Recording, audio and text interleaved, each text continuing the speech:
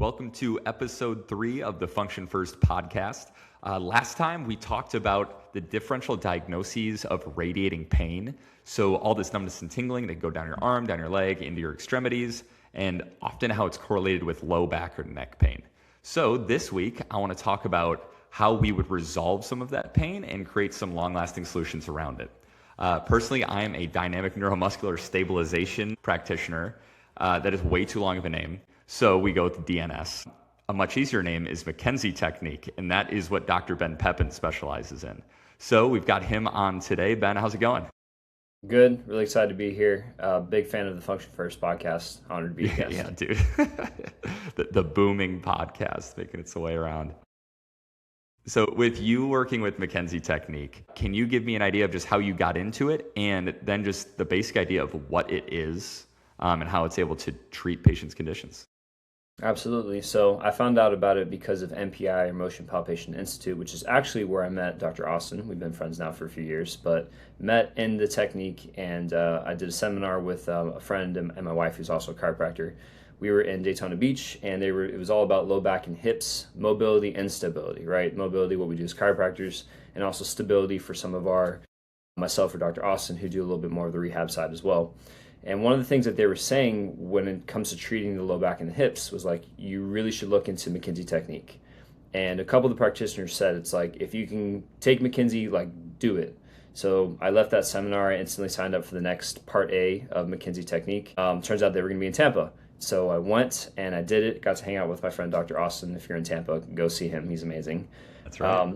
From part A, I was so blown away that I signed up for part B, then did part B in Nashville. Part C in Fort Myers I just finished, and I'm signed up for Part D and then the credentialing exam so that I can be a certified McKenzie practitioner. So I was sold. I started using it day one in the office. It made so much sense to me, and it really happened because I was in the office with the patient and I was adjusting them multiple times, and he was like a stenosis case, and he had numbness and tingling to his hands and a lot of weird things like deep tendon reflexes were off, a lot of really kind of somewhat concerning neurological signs. It wasn't a red flag because we ruled him out, but adjusting him and he's getting marginally better, but still not really getting better. And then we got him into some end range McKenzie loading. And the first time in a few weeks he actually got in range motion in his hand back. Like he couldn't get out of this clenched position.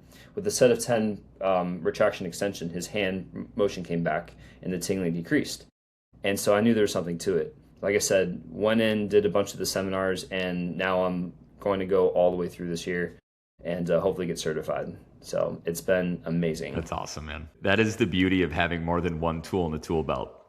If we only have one tool, everything starts to look like a nail if all you have is a hammer. And being able to add those different tools in where we're able to help patients to different extents, what a blessing to have that. So can you tell me a little bit of how McKenzie works in general? So I would say McKenzie, and the most simple kind of way to explain it is end range loading. So every part of your spine, the ability to move all this is all happening with joints, right? So two bones that kind of meet together and they move. And so what they kind of find in McKenzie is that every joint in the body or joint complex has a direction that the joint prefers to be in. And so when that joint is in the opposite of the direction that it wants to be in, a lot of the times we'll start to get the symptoms. So kind of going into the radicular pain. A lot of times what they say is like, what I've seen to be true is, for example, the neck. Okay, radiating pain into the arm. Sometimes we can have issues that go all the way down the arm from the neck simply because the joints of the neck are constantly in a position that is what we can call like a malposition, but essentially against the direction that they prefer to be in. So what does that mean? If most people are sitting here humped over a desk for 8 hours a day and they don't get any time in retraction and extension, their body a lot of the times will start to kind of shoot symptoms. And so what McKenzie does is they assess the patient and figure out, hey, do your joints have a directional preference? And if so, then we end range load into that directional preference. So what it looks like for that patient is his neck was like this. So upon further assessing him, I realized that he needed to get into retraction and extension. And so we're end range loading into retraction and extension, getting there over and over again. And instantly you see the symptoms if the person is a responder the symptoms start to subside immediately. Range of motion will improve, muscle strength will improve, some of your neurological findings will decrease, simply because we found the directional preference of the joints and we loaded into it. And one of my favorite things about this is that it's really patient driven, meaning that they don't have to be 100% relying on us as practitioners, right? Every time their neck flares, they actually have a tool to kind of work on things at home as well, which I think is beautiful for the medical model, right? Giving patients more independence in their care. But also, it's a great way to sell your care. It's like, I'm going to teach you how to fish, right? Give a man a fish, you feed him for a day, but you teach them to fish, and they can fish for their lifetime. And I really love that aspect of care. That's awesome, man. I relate to that largely with our clinic too. We're always sending people home with exercises, and two very, very common ones, especially with disc cases, are chin tucks and retractions, and press-ups, which are essentially the lumbar spine version of that. With that being the case, that we know that it will decrease pain, can you describe to me a little bit of the mechanism of how? So that's the really interesting thing, is that McKinsey, because patients sometimes get so locked in on image findings, and we talk so much about the biopsychosocial axis of health, right? Patients, and we see it all day in our office, Dr. Austin, you can talk about it. Patient will come in and say, oh, my MRI says this, and then they get in this really negative emotional feedback loop where actually they're telling themselves they're worse. Oh, I'm a disc herniation. That's my cat. I'm a disc herniation, and the doctor says it's the worst they've ever seen, and I'm gonna get right. And it's a disc herniation. There's a cat. Get down. But the medical model gets so locked in on the pathoanatomical explanation of health, meaning that you are what this MRI says you are, and your prognosis is dependent on what this image says, that McKinsey goes the other way and says, let's not even talk about that unless there's a red flag. Let's figure out how you function the best. And so for this patient, what we see a lot of the times is a really great example is I had a patient in the office for the lower back that he was a spinal stenosis case diagnosed on MRI. And if you know anything about the body and the lumbar spine, stenotic patients, you're supposed to flex them to open up the spinal canal and not extend them in the low back, right? Because that actually closes the canal down and can create some of that numbness into the legs. And so a lot of times you'll see on this report is patient has stenosis, do not extend, is kind of at the bottom of the MRI. And McKinsey says, well, just because you have stenosis on there doesn't mean that you're not a responder to extension. We're going to test your function. We're going to do the exam and see how you respond.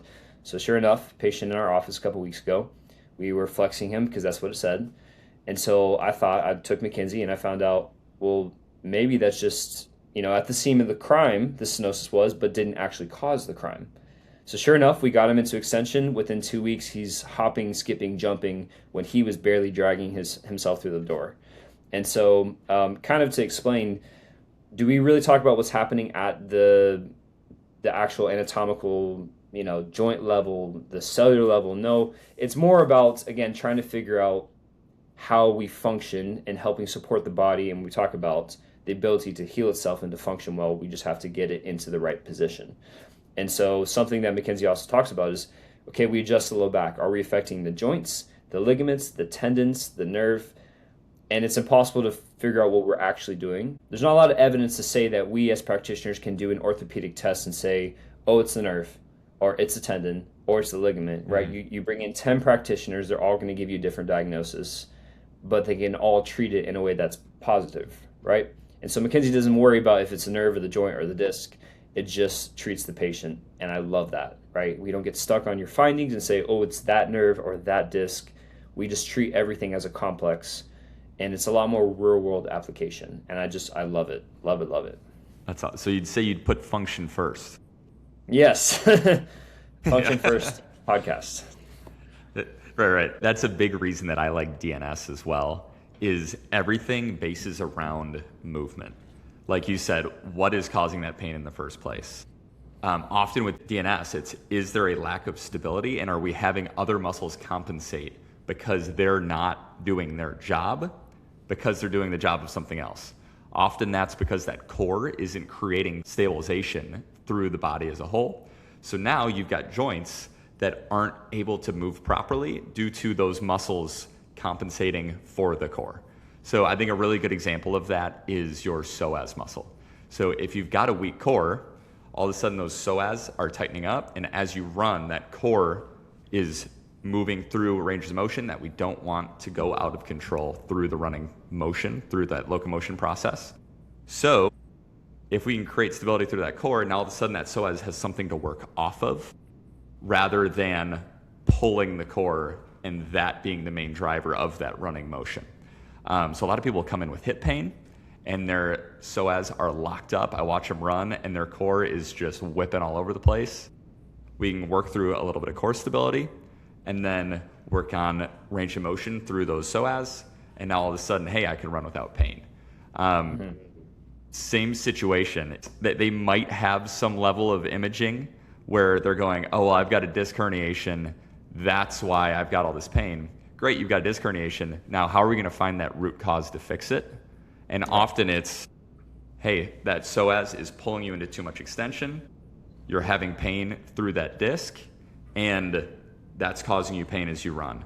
But step one is, can we create core stability so that that psoas can work off of the core rather than the other way around? That might have been a long-winded way to answer that question, but putting that functional position of the patient first matters so much more than their diagnosis in the first place. Absolutely. And I'm a huge, I love DNS. I think it's so awesome. And I think most people, if you're any kind of athlete, even if you're in the gym and you're throwing around weights, you need to learn how to be able to properly centrate joints like we've talked about, and to use the core properly in our hinge movements and our pressing movements and our pulling movements, which are some of the most important movements that we do, because over time, even medium weights can wreak havoc on your body if you are not properly centrated. And so I'm a huge fan of DNS. I know a lot of the principles and been kind of taught integrative approaches through MPI, but I'm looking forward to taking actual DNS courses coming up probably next year. But we do a little bit in the office right now with all my patients who want to get back to, whether you're like a rotational athlete, like a golfer or a baseball player, and mostly just people who want to walk again, right? Like, you have to have core stability in order to be able to even stand up from a seated position, right? It's as simple as that sometimes too. 100%. I think one of the beautiful things about, once again, having these tools in your toolbox is that you're able to use them together, not just one off on their own. And I think we both relate from that standpoint, that I use a ton of DNS, but we base our movement on that DNS where we build that strong core stability. And then let's just say that you do have a disc herniation or there is some level of neck pain, and you have relief with that chin tuck and retraction. Some people I'm watching shrug these traps up like crazy, and they're fighting their own musculature to get into that range of motion movement. So if we can get them belly breathing, brace through their core, all of a sudden now they've got that strong foundation of movement, and they can relax those traps, and they can get through that movement a lot better where they're tucking that chin and extending back up. They're totally able to benefit one another. And I know that you feel the same way about treating patients in your office as well. Yeah, if those were kind of two tools I could use in a rehab standpoint, it's McKinsey and DNS, and I'm not reinventing the wheel. Obviously, pretty much everyone has listened to Just All Education podcast. If you're into the world of musculoskeletal medicine, Just All Education with Brett Winchester is amazing. And today interview with Annie O'Connor, she's the one who does the World of Hurt, world-renowned text on patients with chronic pain. And I just reminded again, they kept throwing around MDT, which is McKinsey, and DNS. So I'm not necessarily reinventing the wheel, but I've been kind of getting to the top of the mountain, and all these guys are just hanging out like, oh, you finally found us there, right? With the DNS and McKinsey stuff. So, but it's been a game changer. And like I said, if I had to pick two tools in the office to get people back to function, it's those two. A huge benefit of both of those as well is that, as you were mentioning, we can use it as a diagnosis tool, first of all, of what's their positional preference. And now as we do rehab with them, we can base it all around that preference. So it's a great way to, first of all, figure out what's going on, what do they respond well to, and then second of all, from that standpoint, how do we treat them from here on out? Where was I going with that? I lost my train of thought for a second. I'd actually like to jump in really quickly, because something that I think is really awesome too that I found out with part C that we were doing was it was all lower extremity. And so one of the ladies was asking, she got treated, okay, some hip pain, knee pain, doing extension press ups, and the pain starts to go away, which is crazy in itself. And then she asked the question, what exercises can we do? And so the instructor didn't, obviously there's actually a research study that shows that if you are able to pair the exercises and the directional preference that you found, patients tend to do much better, much more quickly. So what does that look like? If someone's doing a set of press-ups and they're getting the lumbar spine into extension, well, crunching is most likely not going to make you better, and it even found to make you worse, right? So even with that, it's like, can we find, okay, you have an extension preference, so we give you extension-based core exercises, like a plank, like a bird dog, like a Superman, for example. Just stuff like that. Like, it also makes the exercises you choose, because you can strengthen a core a million different ways, right? Obviously, I like the DNS kind of biased exercises, but I think one of the beauties of McKenzie too is that I tell my patients is I've given them a philosophy to live by, right? How do I want your spine to be? If your spine can be an extension, then you should be sitting like that, right? You should be walking more often like that. Your exercises should look like that, right? Your active care should be with the spine in that same preference that we've already found. And so I think it's profound even giving the patients kind of the tools at home to be able to work on this. At least in the acute phase, once we get out of the acute phase where there's pain and stuff, then we want to recover back all the ranges of motion, right? So at some point you should be okay going into flexion, but I really love that in the beginning because you can also figure out what exercises to do with them in the acute phase to further their care and get them there that much faster. And thank you for finishing my thought there. That's exactly where I was going with this, is that first of all, we can start with that diagnosis of what's your preferred range of motion. Then we can get into relieving the pain, which is what McKenzie is so great with, is that you can give me 30 press-ups and all of a sudden you can feel that pain. If it's radiating back up from your feet and centrating back to your spine, hey, we're seeing real progression with that decrease in numbness and tingling and radiating pain. And now as we go into the gym, like you said, work into that core stability, build that base and change that function overall. Hey, now maybe we're not falling into that range of motion that we don't like as much. To give an example, I have a patient who is a U.S. Olympian with water polo. And as he was throwing the ball in the pool, he would extend through his back like crazy as he was throwing the ball. Like we said, the mechanism of pain isn't as important. He specifically had facet syndrome, where he was building into that extension way too often. So with DNS, we're able to make sure that we're bracing that core properly and make sure that we're not falling into that range of motion that's become excessive. So in my case, we were having him do a ton of work into flexion, which again has that same mindset of McKenzie's foundation of find that directional preference, even if it's not a disc necessarily, and work into that. So now we've got strength through your core. You're not going to excess extension repeatedly. And we're just working more into flexion consistently. And we've had great results with him where we've built up strength, we've built up power, and we've built up confidence through playing his sport. Most of all, he's not in pain anymore.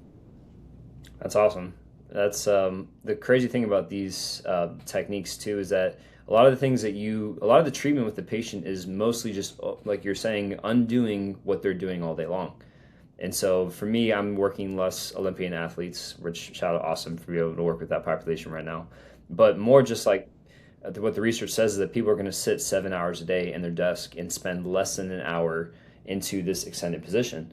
So for me, it's like I ask the patient, what do you do all day? Oh, I'm a desk worker. Well, it seems pretty simple, at least what I'm thinking to do with you.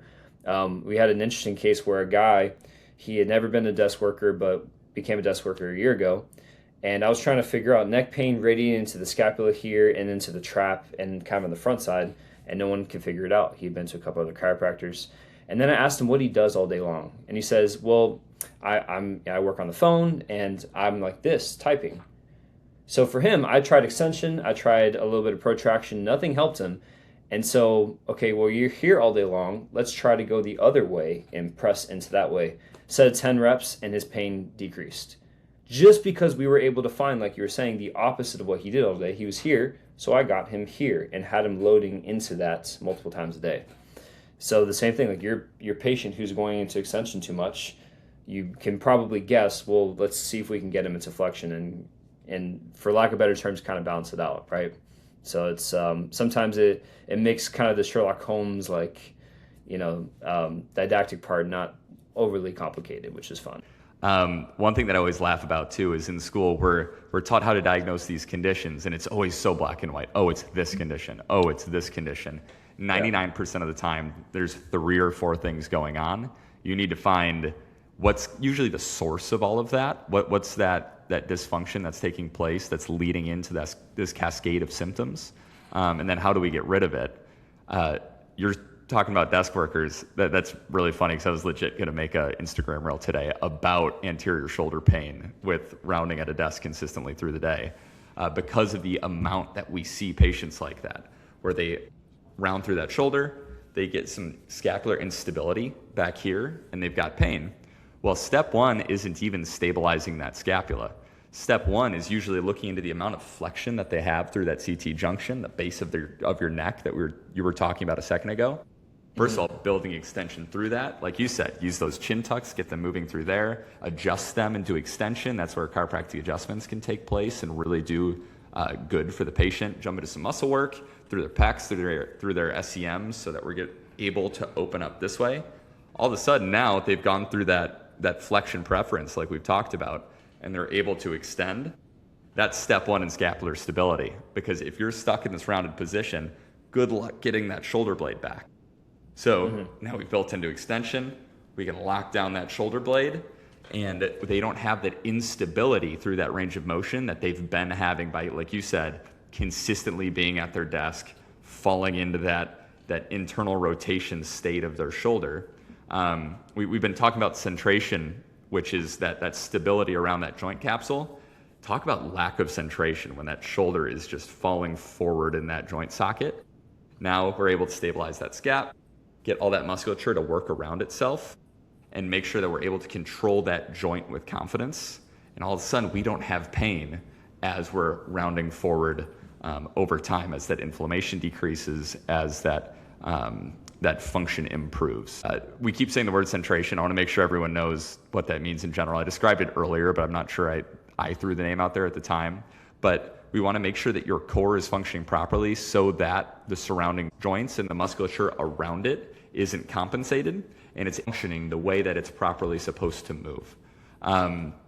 We were talking before the podcast, and you talked about arthrogenic inhibition, which is a similar phenomenon or evidence around McKenzie technique. Can you tell me a little bit about that? So arthrogenic inhibition, arthro means joint, genic means create. So arthrogenic, joint creating inhibition. And so what we see a lot of the times is that there are peripheral symptoms, right, where it could be a shoulder that's not firing properly, elbow, as far down as the wrist and the upper extremity, or even the ankle and the lower extremity. We can have inhibition, whether the muscles or even range of motion for joints, but it's coming from the central spine, right? So if these joints are not happy, if they're not properly centrated, or they're against their directional preference all day long, eventually that's what we start to see. Why does the pain shoot all the way down the arm? A lot of the times it comes from these central joints. And so whether it's through DNS or MDT, and I'm realizing now that more of the techniques that really work are all getting to kind of the same solution with just kind of different explanations. We can find the root of the cause of the problem and actually get the patient to be able to work on it over time, partly with us in the office and themselves. We start to see that the inhibition kind of going away from the spine can start to go away, and we start to see facilitation. So with that case of the neck, with the neck is angry, maybe it's kind of in a flex position all day long, we start to get symptoms, the shoulder's not firing properly, I'm getting shoulder pain. If we can, say McKenzie, get the joints working properly, or with DNS, get them centrated with the core, we start to see the inhibition, the pain, the lack of range of motion will actually start going away, and we see facilitation of these areas because we're working with the central spine, right? So if we can get rid of the inhibition, then we'll start to see the function come back, and that's what DNS is doing, that's what MDT is doing, that's what MPI practitioners are doing. I think we're all getting to the same place, just with a slightly different explanation. I love that. I think that's so awesome. I couldn't agree more. Even with some techniques that I don't necessarily agree with, I'll see how they're practicing, and I'm seeing some of these movement patterns through their application of the technique, and I'm going, at least in my mind, oh, that's why that works. Right. You know, so it's kind of funny that a lot of people come to the same solution with different explanations. I think some are more formidable than others. But I think MDT and DNS are just at the top of their field where they're really doing a lot of heavy lifting and making sure that patients are getting out of pain, staying out of pain, and that they're great tools to progress their treatment moving forward. I know that a big thing that pulled me into DNS was this demonstration of centration. We had this moment in our first seminar that really sparked my interest in the technique, where they had me lay flat on my back, supine, and I dropped my arms straight up, or straight down, I should say, to the table. And my thumbs couldn't touch the table with me laying flat on my back. I was lacking shoulder range of motion so significantly. So they taught me how to brace. They made sure that I was able to brace my core, create strength through that area. And total side note, we're able to drop that diaphragm, create intra-abdominal pressure through the core. We're able to let all that musculature extend, which is actually the stronger state of musculature. So now we've got this stronger base. We're tractioning out the spine. We've got this rock solid foundation that we're able to create that centration into our joints. And now all of a sudden I'm raising my arm and my thumb's able to drop down to the table. So we did nothing through my shoulders. We did nothing that would directly affect any aspect of the shoulder or even the neck or thoracic spine. All we did was brace my core, and all of a sudden I could have a significant increase in shoulder range of motion. I know that you have a very similar story around the arthrogenic inhibition. If you want to throw that out there real quick, and then we'll call it a day here.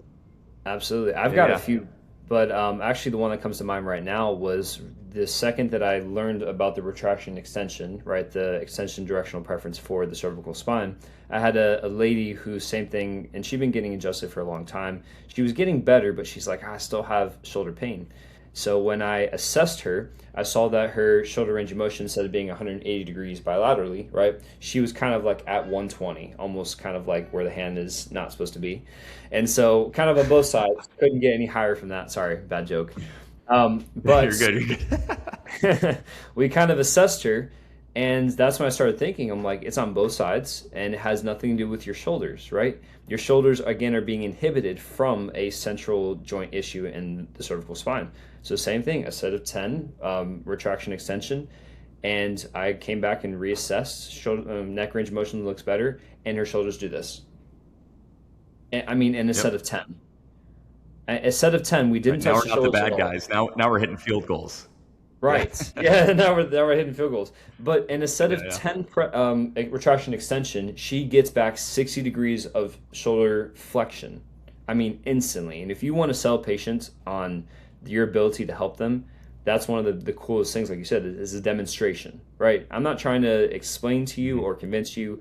You feel the difference, and this is what we're going to work towards moving forward. And I think that there's no more powerful tool than showing the patients, look at how you're better. I'm not influencing it. I'm not convincing you. Look at this 6 degrees. I mean, she knew. She couldn't raise her shoulder past here, and suddenly she's way up there. And there's obvious improvement that you can demonstrate. And the one thing that I want to point out, too, is that you did a really good exam, and that you were able to tell, hey, when I start to increase this cervicothoracic extension, she's going to have better range of motion. Same deal with when I'm looking at a patient and I can say, hey, I know that if we increase some core stability, they'll probably have some better, same deal, shoulder extension.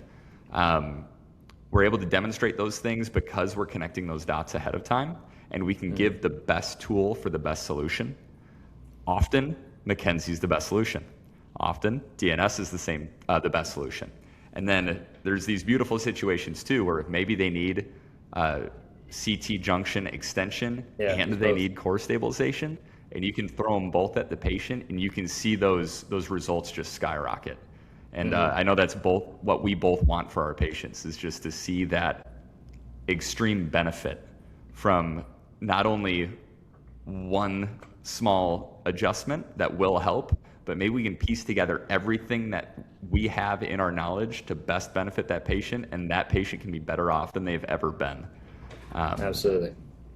And what a win if we can get them there. Yeah. Yeah, and I'd love to throw a little shameless plug out there, because there are practitioners that if you're looking for something a little bit, if you as a patient are listening to this and you're looking for a deeper dive in your care of just being able to get back to function the way that you used to be able to function, reach out to me or Dr. Austin. If you're in the area, we'd love to take care of you and assess you and see if we can kind of put the care back in your hands. And if not, we'd love to find someone wherever you're at, a practitioner that maybe thinks a little bit differently and gets a little bit deeper into your care. But would love to help you with that, because I know that it makes me like tick. It makes me want to show up to work in the morning to help these people who are looking for something deeper. And I think that's what the shift we're seeing with patients is that they're starting to think, I want more. And I'm like, for that patient, I would love to work with you. And if you're not in my area, I would love to help you find someone who's going to give you exactly what you're looking for.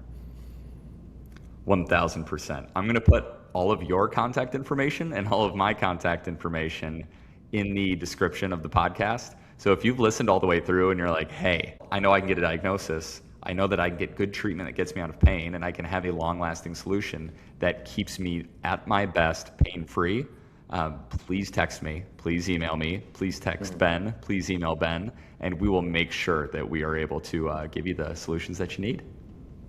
Absolutely. Awesome, man. Thank you for coming by the podcast. It's good just to talk to you in general. So grateful to be on the Function First podcast. Seriously, if you're in Tampa and you're looking to get the best out of your health, go to Dr. Austin. He's the best. Thanks, Ben. Have a great one, guys.